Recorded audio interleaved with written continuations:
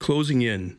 Toronto cops close to arrest in bloody cold case murder of arcade operator.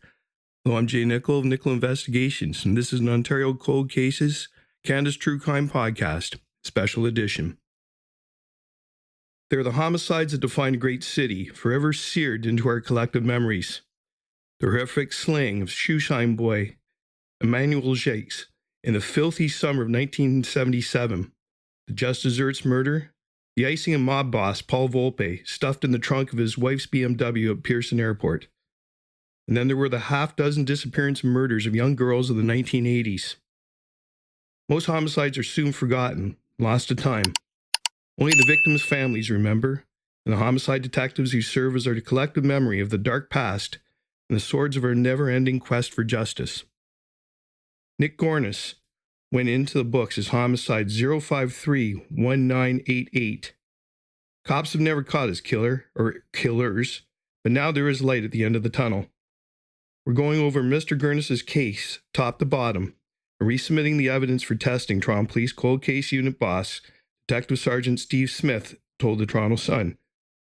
We believe the killers reside in the GTA. It's only a matter of time now.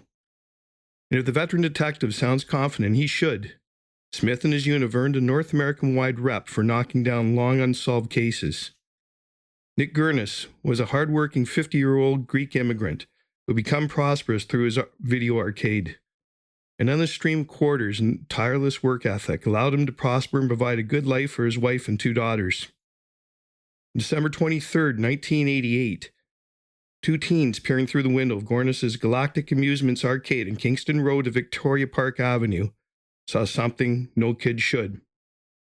Just after midnight, they saw Gournis lying inside, battered to a bloody pulp. Cops said a baseball bat was the killer's weapon of choice. Gournis died several hours later at Toronto East General Hospital, his 20-year Canadian dream ending in tears. Motive? Robbery.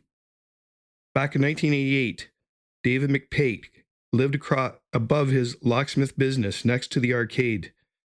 McPate told reporters he awoke to banging.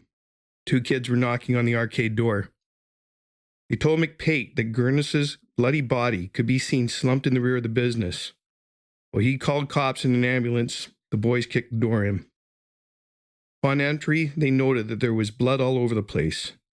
Detectives believe the killers locked the doors after their vile deed.